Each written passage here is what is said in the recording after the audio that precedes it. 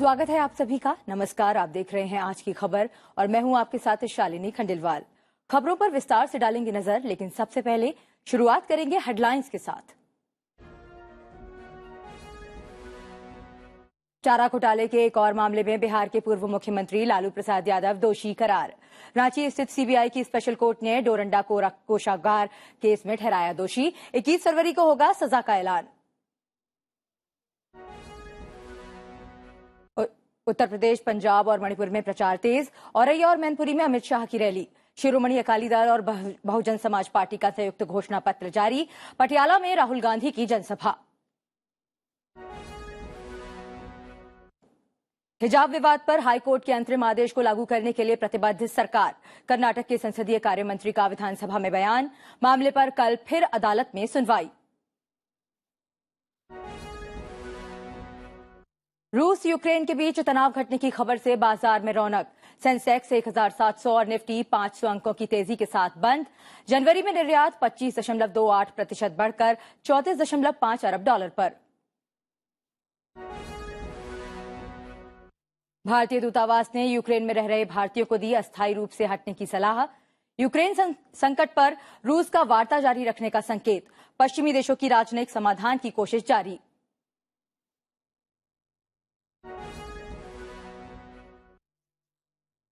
अब खबरें विस्तार से।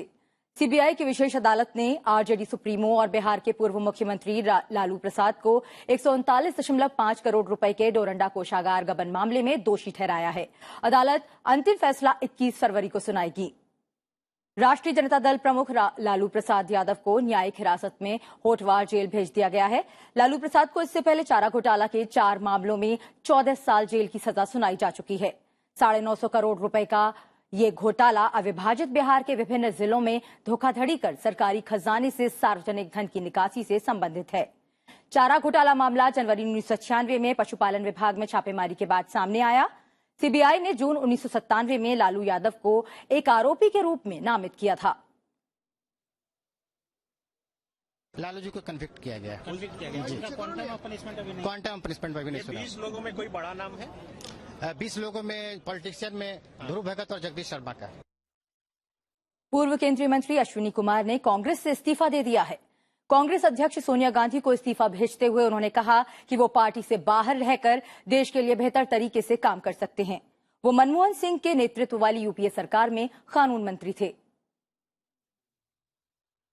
मगर मैंने ये सोचा कि शायद जो कमियां पार्टी में आ गई हैं उनका समाधान हो। मगर बहुत देर इंतजार करने के बाद जब ऐसी आशा की किरण सामने नजर नहीं आई तो मैंने भरे दिल से फैसला लिया है।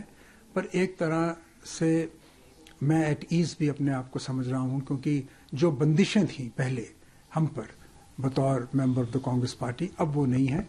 इसलिए अपना रास्ता खुद चुनेंगे और देखेंगे कि देश की सेवा किस तरह, किस रूप में, कैसे आगे कर सकते हैं।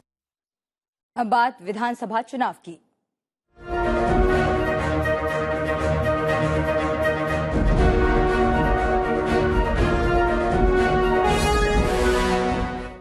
उत्तर प्रदेश में तीसरे चरण के चुनाव के लिए प्रचार जोर पकड़ने लगा है। सभी पार्टियों के दिग्गज चुनाव प्रचार में जुटे हैं।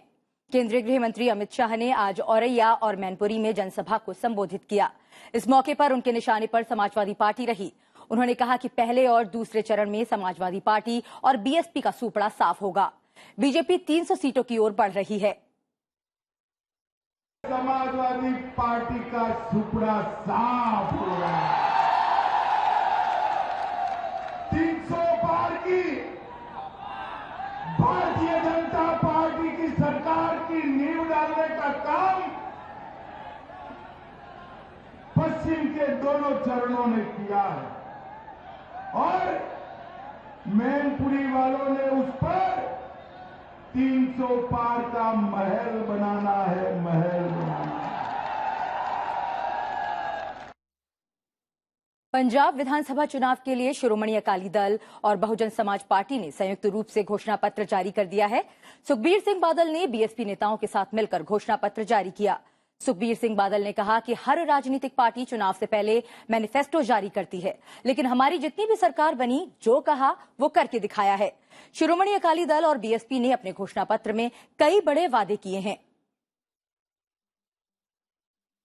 कि 2004 तो जिन्हें पेंशन स्कीम लागू की जाए, असी वचनबंद है। सरकार आउंदे 2004 की पेंशन स्कीम लागू की जाऊगी। जिन्हें पिछले 5 सालों केस रजिस्टर किए गए हैं अपने मुलाजमां ते, कैप्टन अमरिंदर सिंह की सरकार ने केस रजिस्टर किए हैं, वो केस सारे विड्रॉ किए जाएंगे। पंजाब में 20 फरवरी को होने वाले मतदान को लेकर प्रचार तेज हो गया है।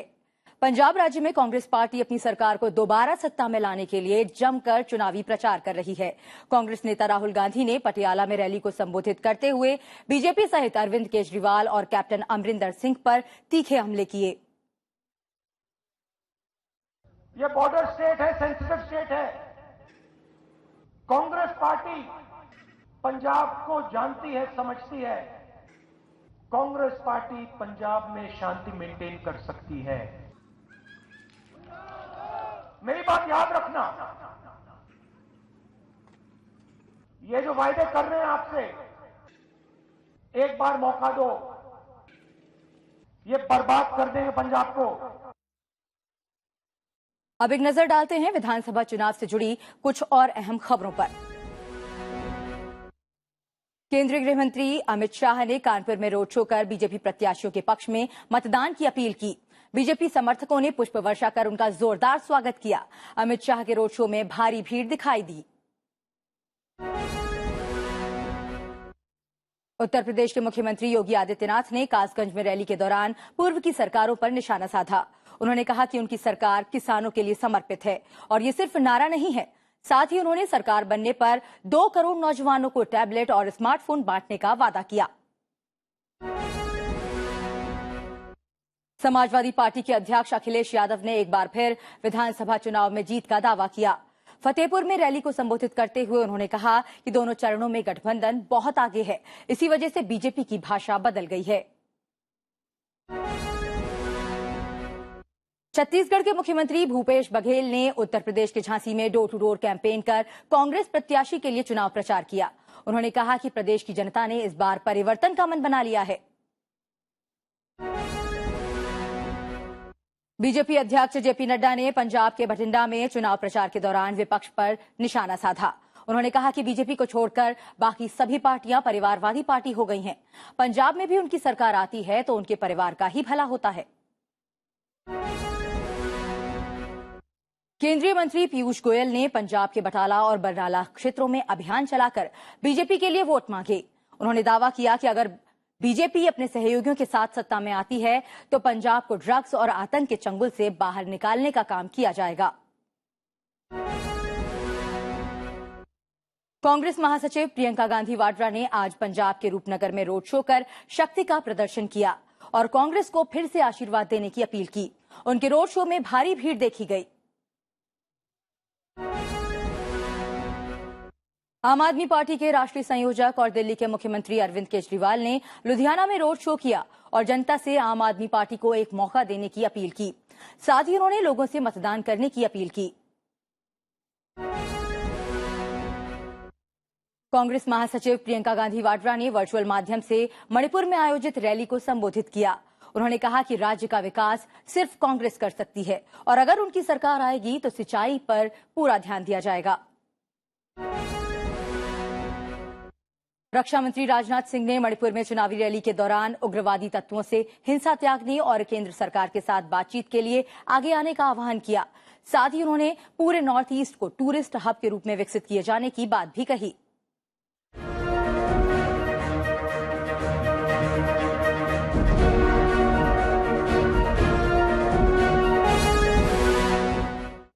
भारतीय संसद के सैटेलाइट चैनल संसद टीवी का यूट्यूब चैनल रिस्टोर हो गया है।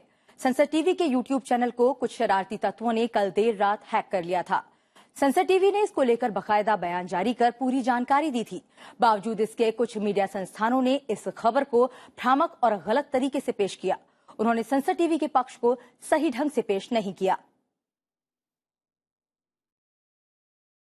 अब वक्त हो चला है एक छोटे से ब्रेक का। ब्रेक के बाद आपको दिखाएंगे राज्यों की खबरें, जानेंगे शेयर बाजार का हाल, बताएंगे भारत ने यूक्रेन में रह रहे भारतीयों को क्या दी सलाह। साथ ही अंतर्राष्ट्रीय खबरों पर भी डालेंगे नजर। आप बने रहिए हमारे साथ।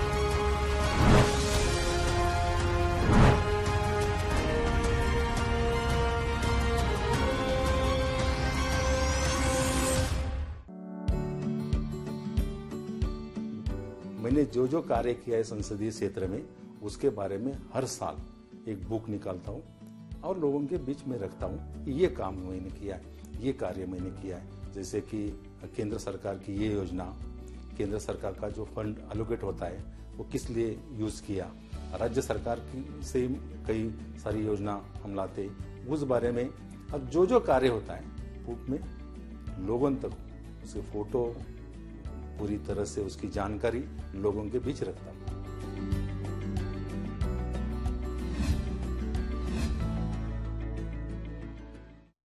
सर्वभूतं पराणि ज्ञानानि नित्यं परमागमित् इदमग्नये स्वाहा।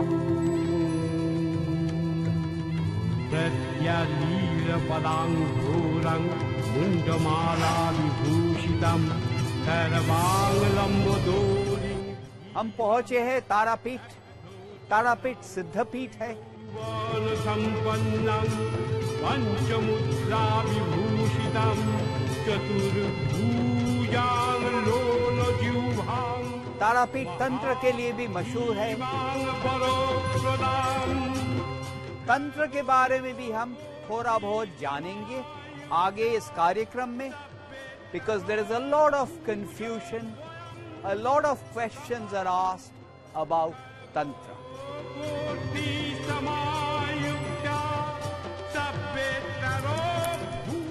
ओम लिंग बलम कितम पोई सर्वदुष्टानां वाचम मुखस्तम जीवं केलाय बुद्धिनाशं लिंग ओम स्वाहा। देखते रहिए इतिहास संसद टीवी पर गुरुवार रात 9 बजे।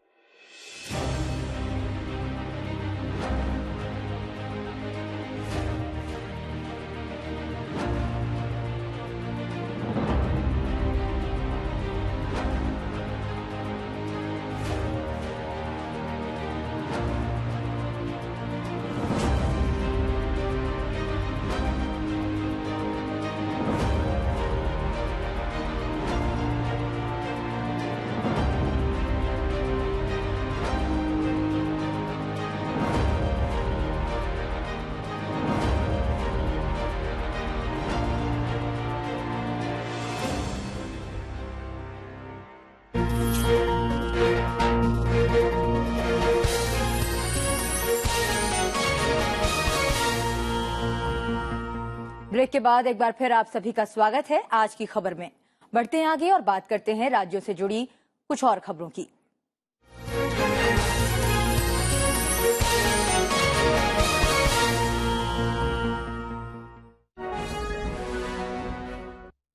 असम के मुख्यमंत्री हिमंत बिस्वा शर्मा ने गुवाहाटी में एक नए मेडिकल कॉलेज की आधारशिला रखी। इसका निर्माण करीब 1000 करोड़ रुपए की लागत से किया जाएगा। मुख्यमंत्री ने कहा कि इससे राज्य में चिकित्सा शिक्षा और स्वास्थ्य सेवा के बुनियादी ढांचे में जबरदस्त इजाफा होगा। राजस्थान में बीजेपी कार्यकर्ताओं ने रीट पेपर लीक मामले में सीबीआई जांच की मांग को लेकर जयपुर में विरोध प्रदर्शन किया। इस दौरान पुलिस को प्रदर्शनकारियों को रोकने के लिए वाटर कैनन का इस्तेमाल करना पड़ा। लखीमपुर खीरी हिंसा मामले में मुख्य आरोपी आशीष मिश्रा की 129 दिन बाद जेल से रिहाई हो गई है। पिछले साल 3 अक्टूबर को लखीमपुर खीरी के तिकुनिया में हुई हिंसा मामले में आशीष मिश्रा को 9 अक्टूबर को गिरफ्तार किया गया था।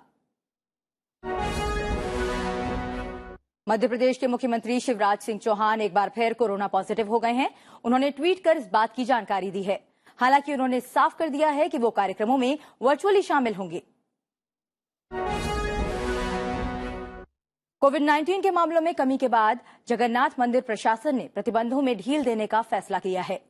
मंदिर प्रशासन ने पूर्ण टीकाकरण प्रमाण पत्र और नेगेटिव RT-PCR रिपोर्ट दिखाने की अनिवार्यता को समाप्त कर दिया है। पश्चिम बंगाल में कोरोना के केस कम होने के बाद प्रदेश सरकार ने 16 फरवरी से नर्सरी से 7वीं क्लास तक के स्कूल खोलने का ऐलान किया है। साथ ही कोविड प्रतिबंधों में भी ढील दी गई है। यहां निचली कक्षाएं 2 साल के बाद शुरू हो रही हैं। असम में कोविड के मामले कम होने के बाद सरकार ने कोविड प्रतिबंधों में ढील देने का ऐलान किया है। सरकार ने बस अड्डों, रेलवे स्टेशनों, हवाई अड्डों और अस्पतालों में कोविड-19 की अनिवार्य जांच को बंद कर दिया है।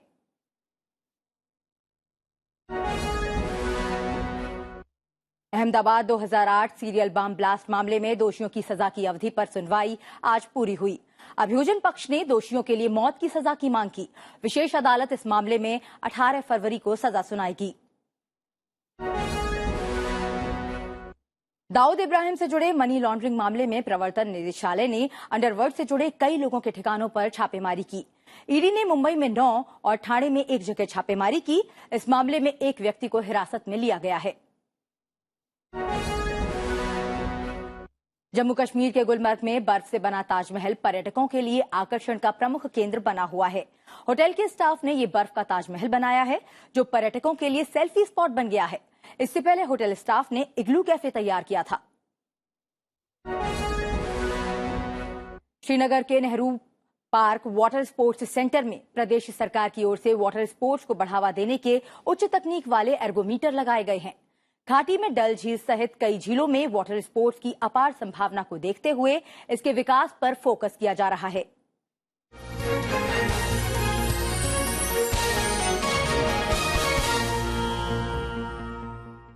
कर्नाटक सरकार ने जोर देते हुए कहा है कि वो हिजाब विवाद पर उच्च न्यायालय के अंतरिम आदेश को लागू करने के लिए प्रतिबद्ध है। राज्य सरकार ने विधानसभा में शून्यकाल के दौरान विपक्ष की ओर से हिजाब विवाद का मुद्दा उठाए जाने पर ये बातें कही। कर्नाटक सरकार के कानून एवं संसदीय कार्य मंत्री जेसी मधुस्वामी ने सदन में कहा कि उनकी सरकार अदालत का आदेश लागू करने के लिए प्रतिबद्ध है। वहीं कांग्रेस विधायक ने कहा कि अदालत के आदेश और जमीनी स्तर पर जो कुछ लागू किया जा रहा है उसे लेकर लोगों के बीच भ्रम की स्थिति है। इस बीच हिजाब विवाद मामले में कर्नाटक हाईकोर्ट के 3 जजों की बड़ी बेंच ने सुनवाई की। हाईकोर्ट ने दोनों पक्षों की दलीलों को सुना, लेकिन सुनवाई पूरी नहीं हुई, जिसके बाद अब हिजाब विवाद को लेकर कल फिर सुनवाई होगी। मंगलवार भारतीय शेयर बाजार के लिए मंगल साबित हुआ। निवेशकों ने जमकर खरीदारी की, जिससे दोनों सूचकांकों ने अपने नुकसान की भरपाई कर ली। कारोबार के अंत में सेंसेक्स 1700 से अधिक अंक चढ़ गया, जबकि निफ्टी ने एक बार फिर 17,000 अंक का स्तर पार कर लिया। सेंसेक्स 1736.21 अंक यानी 3.08% की भारी बढ़त के साथ 58,142.05 अंक पर बंद हुआ। इसी तरह नेशनल स्टॉक एक्सचेंज का निफ्टी भी 509.65 अंक यानी 3.03% की तेजी के साथ 17,352 अंक पर बंद हुआ। वहीं निर्यात के मोर्चे पर भी अच्छी खबर है। इंजीनियरिंग, पेट्रोलियम और रत्न आभूषण जैसे क्षेत्रों के बेहतर प्रदर्शन से देश का निर्यात जनवरी में 25.28% बढ़कर 34.50 अरब डॉलर रहा। कुल मिलाकर चालू वित्त वर्ष 2021-22 के पहले 10 महीने के दौरान 46.73% बढ़कर 335.88 अरब डॉलर पर पहुंच गया है। एक साल पहले इसी अवधि में ये 228.92 अरब डॉलर था। सिंगापुर के आसमान में स्वदेश निर्मित हल्के लड़ाकू विमान तेजस ने गर्जना भरी है और अपनी कलाबाजी से लोगों को मंत्रमुग्ध किया है। सिंगापुर एयर शो 2022 में शरीक हुए तेजस ने अपने पराक्रम और मारक क्षमता की अद्भुत मिसाल पेश की है। आसमान में करतब दिखाते तेजस की तस्वीरों को भारतीय वायुसेना ने शेयर किया है। वायुसेना ने तस्वीरों के साथ कैप्शन लिखा है, like a diamond in the sky. रक्षा मंत्रालय के मुताबिक एयर शो 2022 में शरीक होने के लिए वायुसेना का 44 सदस्यों का एक दस्ता शनिवार को सिंगापुर पहुंचा। आज से शुरू हुआ ये एयर शो 18 फरवरी तक चलेगा। सिंगापुर एयर शो हर 2 साल में आयोजित होता है। इस एयर शो में दुनिया भर की विमानन कंपनियां अपने उत्पादों की मार्केटिंग करती हैं। बढ़ते तनाव को देखते हुए भारत ने यूक्रेन में रह रहे भारतीयों, खासकर छात्रों को अस्थायी रूप से देश छोड़ने की सलाह दी है। यूक्रेन की राजधानी कीव में भारतीय दूतावास ने कहा है कि यदि रहना जरूरी नहीं है तो भारतीय नागरिक अस्थायी रूप से यूक्रेन छोड़ दें। इसके अलावा यूक्रेन की गैर जरूरी यात्रा और यूक्रेन में भी इधर उधर जाने से बचने की सलाह दी गई है। भारतीय दूतावास ने कहा है कि यूक्रेन में रहने के स्थान की सूचना दूतावास को दें ताकि आवश्यकता पड़ने पर उनसे संपर्क किया जा सके। अभी यूक्रेन में भारतीय दूतावास सामान्य रूप से काम कर रहा है। रूस और पश्चिमी देशों ने यूक्रेन संकट का राजनयिक तरीके से समाधान निकालने की उम्मीद जताई है। कूटनीतिक पहल के लिए जर्मन चांसलर ओलाफ का मॉस्को जाने का कार्यक्रम है। पोलैंड के विदेश मंत्री भी रूसी विदेश मंत्री से मिलने के लिए मॉस्को गए हैं। रूस के विदेश मंत्री सर्गेई लावरोव ने संकेत दिया कि रूस उन सुरक्षा कारणों के बारे में बात करने के लिए तैयार है जिनके कारण ये संकट पैदा हुआ है। रूस के रक्षा मंत्रालय ने घोषणा की है कि यूक्रेन सीमा के पास सैन्य अभ्यासों में भाग ले रही सेना की कुछ टुकड़ियां अपने अड्डे पर लौटना शुरू कर देंगी। इसे क्रेमलिन की ओर से तनाव घटाने के संकेत के तौर पर देखा जा रहा है। यूक्रेन की सीमा के नजदीक रूस के सैनिकों की गतिविधियों पर पश्चिमी देश करीबी नजर रखे हुए हैं। अमेरिका इस बात से सहमत है कि अब भी कूटनीतिक रास्ता निकल सकता है। साथ ही यूक्रेन पर आक्रमण करने की स्थिति में गंभीर परिणाम भुगतने की चेतावनी दी गई है। व्हाइट हाउस की प्रधान उप प्रेस सचिव कैरीन जीन पियरे ने कहा कि वो संकट को कम करने के लिए एक राजनयिक समाधान तक पहुंचने की दिशा में सक्रिय रूप से काम कर रहे हैं। रूस और यूक्रेन के बीच बने तनाव का असर दुनिया भर के तेल बाजारों पर दिखने लगा है। ब्रिटेन में पेट्रोल और डीजल की कीमतें अब तक के नए उच्चतम स्तर पर पहुंच गई हैं। मीडिया रिपोर्ट के मुताबिक पेट्रोल की औसत कीमत 148.02 पेंस प्रति लीटर थी, जबकि डीजल की औसत कीमत 141.57 पेंस प्रति लीटर थी। दोनों नवंबर 2021 में स्थापित पिछले रिकॉर्ड में शीर्ष पर थे। कनाडा के प्रधानमंत्री जस्टिन ट्रूडो ने कहा कि उन्होंने कोविड-19 प्रतिबंधों के विरोध में ओटावा को बंधक बनाने वाले सीमा पार यातायात को बाधित करने वाले ट्रक ड्राइवरों और दूसरे लोगों के प्रदर्शन से निपटने के लिए आपातकालीन शक्तियों का इस्तेमाल किया है। हालांकि उन्होंने सेना का इस्तेमाल करने की संभावना से इनकार किया है। उन्होंने कहा कि आपातकालीन कदम निश्चित समय सीमा के लिए उठाए जाएंगे, भौगोलिक आधार पर लागू किए जाएंगे और जिस खतरे से निपटने के लिए उन्हें लागू किया गया है वे उसके अनुपात में और तार्किक तरीके से लागू किए जाएंगे। ट्रकों और दूसरे वाहनों में हजारों प्रदर्शनकारियों ने ओटावा की सड़कों को पिछले 2 सप्ताह से बाधित कर रखा है। ये प्रदर्शनकारी कोविड-19 टीका लगवाने की अनिवार्यता और महामारी के कारण लागू अन्य प्रतिबंधों का विरोध कर रहे हैं। भारत और वेस्ट इंडीज के बीच वनडे सीरीज के बाद अब T20 सीरीज शुरू होने जा रही है। सीरीज में 3 T20 मुकाबले खेले जाने हैं। ये सभी मुकाबले कोलकाता के ईडन गार्डन्स में होंगे। भारत और विंडीज की टीम कोलकाता पहुंच चुकी है और अभ्यास सत्र में जुट गई है। सीरीज के पहले मुकाबले में दर्शकों की एंट्री बैन है। ऐसे में फैंस इस मुकाबले को महज टेलीविजन पर ही देख सकते हैं। रोहित शर्मा के नेतृत्व में टीम इंडिया ने अहमदाबाद में वेस्ट इंडीज के खिलाफ एक दिवसीय श्रृंखला 3-0 से जीती थी। बुलेटिन में फिलहाल इतना ही। चलते चलते आपको छोड़ जाते हैं रूस में जमे हुए समुद्र पर बने 120 से अधिक इग्लू घरों की खूबसूरत तस्वीरों के साथ। मुझे दीजिए इजाजत। नमस्कार।